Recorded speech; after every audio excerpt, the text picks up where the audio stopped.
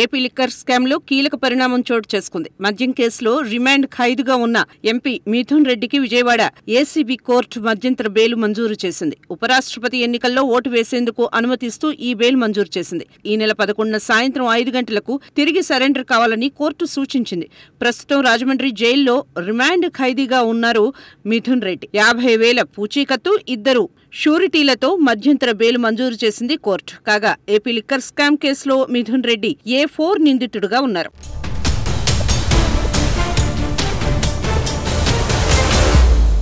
కాగా మిథున్ రెడ్డి మధ్యంతర regular bail పిటిషన్పై ఈ నెల 3న విజయవాడ ఏసీబీ కోర్టులో వాదనలు జరిగాయి. మధ్యంతర బెయిల్పై వాదనలు ముగియడంతో తీర్పును వెలువరించారు. ఇక రెగ్యులర్ బెయిల్పై విచారణని ఈ నెల 8వ తేదీకి వాయిదా వేశారు. అదేవిధంగా విజయవాడ జిల్లా జైల్లో ఉన్న మాజీ ఐఏఎస్ అధికారి K Dhananjaya Reddy, P Krishnamohan Reddy, Balaji, Govindappa bail పిటిషన్లపై వాదనలు ముగిశాయి. ఈ నెల 9వ తేదీన జరిగే ఉపరాష్ట్రపతి ఎన్నికల్లో మిథున్ తన ఓటు హక్కు వినియోగించుకోనున్నారు. ఇప్పటికే ఈ ఎన్నికల్లో ఎన్డీఏ అభ్యర్థికి వైసీపీ మద్దతు ప్రకటించింది. ఓటు వేసిన తర్వాత 11న తిరిగి మిథున్ రెడ్డి సరెండర్ కావాలని కోర్టు నిర్దేశించింది.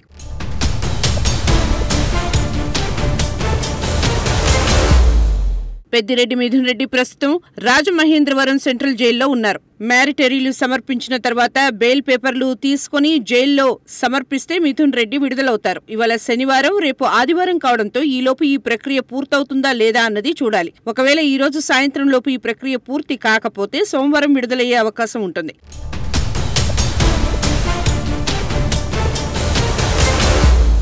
లిక్కర్ స్కామ్ లో అరెస్ట్ అయిన మిథున్ రెడ్డి ఉపరాష్ట్రపతి ఎన్నికల్లో ఓటు హక్కు వినియోగించుకునేందుకు అవకాశం ఇవ్వాలని మధ్యంతర బెయిల్ కోసం విజయవాడ ఏసీబీ కోర్టులో బెయిల్ పిటిషన్ దాఖలు చేయగా విచారణ జరిపిన కోర్టు బెయిల్ మంజూరు చేసింది.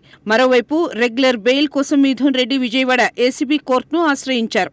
ఆ పిటిషన్పై విచారణ మాత్రం కొనసాగుతోంది. ఈలోపు ఆయనకు ఏసీబీ కోర్టులో మధ్యంతర బెయిల్ మంజూరైంది.